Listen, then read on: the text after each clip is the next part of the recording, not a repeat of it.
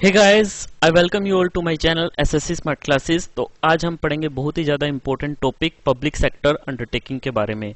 तो इससे पहले मैंने काफ़ी लेक्चर अपलोड कर दिए हैं, लगभग तो पूरा इकोनॉमिक्स ही कंप्लीट होने वाला है, छुटपुट से 2-3 टॉपिक बचे हुए हैं। इसके अलावा ये पीडीएफ पूरी कंप्लीट है। अगर आपने ये पीडीएफ लेनी है तो जस्ट 40 रुपीज़ में आप ये पीडीएफ ले सकते हैं। डायरेक्टली मेरे को गूगल पे कर सकते हैं। All the link are given in the description box. ये आपके स्टेट लेवल के जितने एग्जाम हैं और आपके जितने भी एसएससी के एग्जाम है, इवन बैंकिंग भी आपका कवर करेगी। बहुत ही ज्यादा बेस्ट तरीके से पीडीएफ मैंने आप लोगों को कंपाइल की है। आप प्लेलिस्ट देख सकते हैं, जो कंटेंट है मेरा, आप वहां पे जाके देख सकते हैं। तो देखिए, आज हम पढ़ेंगे पब्लिक सेक्टर अंडरटेकिंग्स के बारे में। तो काफी सारी ऐसी कंपनीज हैं। तो कैसे कैसे देखिए, क्वेश्चन इस तरीके से पूछे जाते हैं कि कौन सी इसमें से आपकी क्या है महारत्ना कंपनी है। तो देखिए, ओवरव्यू में थोड़ा सा दे देता हूँ। State own enterprises in India is called a public sector undertaking, ठीक है। या फिर एक पब्लिक सेक्टर एंटरप्राइज बोल देते हैं, state owned enterprise in India. तो ये कंपनी जो होती है, या तो यूनियन गवर्नमेंट के द्वारा ओन्ड होती है, या फिर one of many state governments, ठीक है, इनके द्वारा ओन्ड होती हैं, या कोई भी टेरिटोरियल गवर्नमेंट है। स्टेट गवर्नमेंट जो ओन एंटरप्राइजेस हैं वो बेसिकली क्लासिफाई किए गए हैं सेंट्रल पब्लिक सेक्टर एंटरप्राइजेस में, पब्लिक सेक्टर बैंक में, या फिर स्टेट लेवल पब्लिक एंटरप्राइजेस में। आगे पीएसयू है, इसको क्लासिफाई किया गया है महारत्ना में, मिनी रत्ना में और नवरत्ना में। मिनी रत्ना में कैटेगरी 1 है और कैटेगरी 2 है। तो कैसे किसी कंपनी को हम महारत्ना में, नवरत्ना में और मिनी रत्ना में रखते हैं, वो देखा जाता है उनका फाइनेंशियल परफॉर्मेंस, नेटवर्थ, रेवेन्यू और प्रॉफिट, इनके अकॉर्डिंग हम इनको रखते हैं। तो देखिए आगे पब्लिक सेक्टर, ये मैंने इसकी टाइप्स आपको बता दी थी, महारत्ना, नवरत्ना, मिनी रत्ना की 2 कैटेगरी है, कैटेगरी 1 एंड कैटेगरी 2, राइट। उसके बाद देखिए classification on the basis of, जैसे कि मैंने आपको बताया, financial performance, net worth, profit and revenue, ये सब कुछ देखते हैं। तो what should be the criteria to put a company, to put in the list of Maharatna. तो क्या क्या होना चाहिए?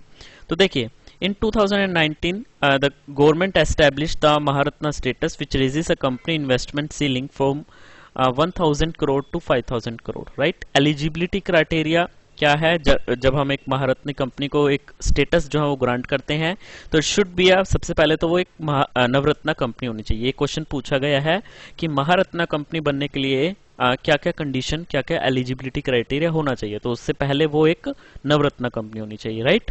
Currently eligibility criteria for the Maharatna status is 3 years with an annual net profit of over ₹5000 crore, right. और annual जो उनका average annual turnover है वो 3 साल के लिए, जो पहले जो फर्स्ट 3 years हैं, वो बेसिकली आपके 20,000 करोड़ का इनका टर्नओवर होना चाहिए। और एनुअल जो उनकी एवरेज एनुअल नेटवर्थ है वो पहले 3 साल के लिए 10,000 करोड़ रुपए की होनी चाहिए, ठीक है। Average annual worth of ₹10,000 crore for the 3 years। Maharatna company are free to decide on investment up to 15% of their net worth in a project to expand their operation। अपने ऑपरेशन को एक्सपेंड करने के लिए, अपने कंपनी की ग्रोथ के लिए, अगर उसके पास जो नेटवर्थ उसको जो मिल रहा है, तो उसका 15% वो निवेश कर सकती है। उसके लिए उसको किसी गवर्नमेंट की अप्रूवल की जरूरत नहीं है। It should be listed on stock exchange. Stock exchange में हम इनको लिस्ट कर सकते हैं। यानी कि अगर कंपनी चाहती है कि वो अपनी एक्सपेंशन करे और कंपनी को कैपिटल की ज़रूरत है, तो वो बेसिकली अपनी जो कंपनी है उसको कैपिटल रेज करने के लिए शेयर होल्डर को शेयर्स बेच सकती है। शेयर होल्डर जो मतलब उसके आगे शेयर्स जो खरीदेंगे, अलग अलग जो उनकी फेस वैल्यूज होंगी, उसके अकॉर्डिंग कंपनी के पास क्या आ सकता है, नेटवर्थ आएगा। यानी कि फिर आगे वो स्टॉक एक्सचेंज में, आपको पता है, अगर कंपनी एनुअल प्रॉफिट कमाती है तो आगे उनके जो शेयर होल्डर है उनको फायदा मिल जाएगा। और कंपनी को क्या प्रॉफिट मिलेगा? कंपनी के पास पैसा आ जाएगा जो कंपनी को एक्सपेंड करने के लिए चाहिए था। तो बेसिकली यही एक छोटा सा यहाँ पे आप डायग्राम भी देख सकते हैं महारत्ना का जो स्टेटस है। हाँ, तो बेसिकली यही था महारत्ना का जो स्टेटस है। तो यहाँ पे आप देख सकते हैं एवरेज एनुअल वर्थ जो है वो आपकी 10 करोड़ रुपीस है इन 3 years। इन 3 years एवरेज जो एनुअल वर्थ है। उसके बाद एवरेज नेट प्रॉफिट आपका 3 years में वो 5,000 करोड़ है average net profit. Average annual turnover 20,000 crore रुपए हो गया। इसको स्टॉक एक्सचेंज में लिस्ट कर सकते हैं, और पहले ये नवरत्ना कंपनी, जो कि वेरी वेरी इंपॉर्टेंट है, राइट। नेक्स्ट है आपकी नवरत्ना कंपनी के बारे में। तो नवरत्ना कंपनी के बारे में हम देख सकते हैं a score of 60 out of 100 based on 6 parameters which include net profit, net worth, total manpower cost, total cost of production, cost of services and profit before depreciation, interest and the taxes and the capital employed, right। तो इन 6 parameters को देखते हुए एक score calculate किया जाता है। तो basically वो स्कोर आपको 100 में से 60 आना जरूरी है। और कोई भी कंपनी महारत्ना अगर महारत्ना की लिस्ट में उसको डालना है तो सबसे पहले वो नवरत्ना कंपनी जरूर होनी चाहिए। तो एलिजिबिलिटी क्राइटेरिया हम देख सकते हैं, company must first be Miniratna. तो नवरत्ना होने के लिए कंपनी पहले मिनी रत्ना होनी चाहिए and have 4 independent directors on its board before it can be made a Navratna. और इसके पास क्या होने चाहिए, 4 इंडिपेंडेंट डायरेक्टर होने चाहिए इसके पास ऑन इट्स बोर्ड, इसके बोर्ड के। Benefit for investment up to 10,000 crore और 15% of their net worth on a single project और 30% of their net worth in the whole year not exceeding ₹1,000 crore. यानी कि अगर 30% उसका 1,000 करोड़ से ऊपर जा रहा है तो इससे ज्यादा नहीं जाना चाहिए, इससे कम ही जाना चाहिए। तब आप एक साल में इतनी पूंजी का 30% ऑफ देयर नेटवर्थ का वो आप इन्वेस्टमेंट कर सकते हो किसी भी प्रोजेक्ट पर on a single project, right. तो ये कुछ आपका मैंने वो बताया आपको। आगे है मिनी रत्ना। तो मिनी रत्ना बेसिकली कैटेगरी 1 और कैटेगरी 2।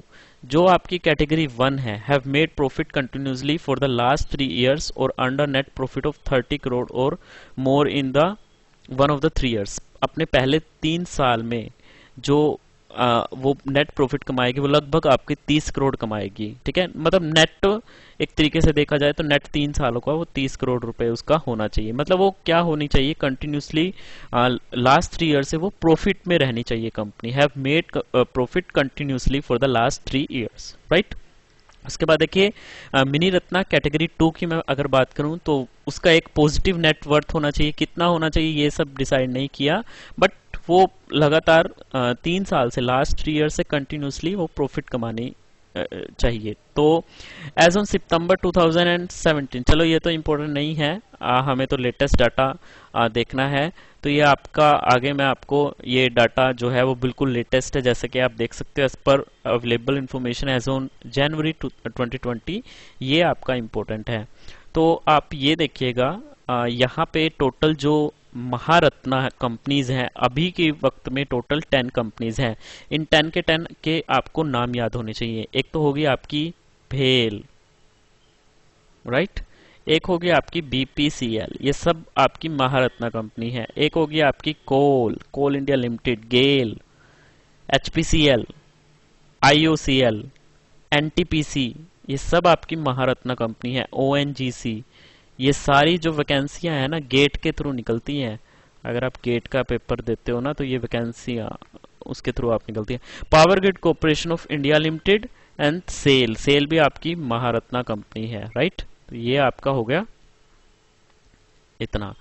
तो नेक्स्ट है आपका नवरत्ना कंपनी। तो टोटल पहले मैं नवरत्ना कंपनी आपको बता देता हूँ। टोटल 14 कंपनियां हैं नवरत्ना की। एक आपकी भारत इलेक्ट्रॉनिक लिमिटेड होगी, एक बार नजर मार लेना, EIL होगी, हिंदुस्तान एरोनॉटिक्स लिमिटेड होगी, महानगर टेलीफोन निगम लिमिटेड होगी, national aluminium company limited, NLC होगी, ऑयल इंडिया, राष्ट्रीय रीनल कर लेना, ये इंपॉर्टेंट है रीनल, ठीक है, विशाखापट्टनम में इसका प्लांट, राष्ट्रीय इस्पात निगम लिमिटेड। पहले इसके अलग से मैनेजमेंट ट्रेनिंग के फॉर्म निकलते थे, अभी पता नहीं काफी टाइम से आ नहीं रहे हैं ये form. Power finance corporation limited, shipping corporation of India limited, rural electrification corporation limited.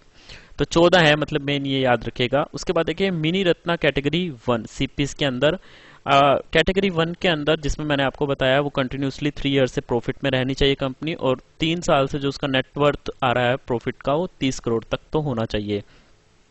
तो ये जो टोटल है आपकी 62 है कैटेगरी 1 में, ठीक है। कैटेगरी 1 में आपकी टोटल 62 हैं। तो ये देख लेना। तो मेन तो आपको नवरत्ना और महारत्ना की जितनी टोटल कंपनीज है वो नाम याद होने चाहिए। इनके सिर्फ आपको वो याद कर लो जो मेन है इनका, मतलब कितनी है ये नंबर्स में। और मिनी रत्ना कैटेगरी 2 में है आपकी ये आप टोटल गिन सकते हो, मैं गिन के बता देता हूँ आपको। टोटल 1 2 3 4 5 6 7 8 9 10 11 12, तो ये टोटल है आपकी 12 कंपनीज। तो टोटल आपकी होगी 12 कंपनीज, मेरी रत्ना कैटेगरी सेकंड की। तो आई होप आपको ये वीडियो अच्छी लगी होगी, तो प्लीज़ लाइक और सब्सक्राइब ज़रूर कर दीजिएगा। धन्यवाद।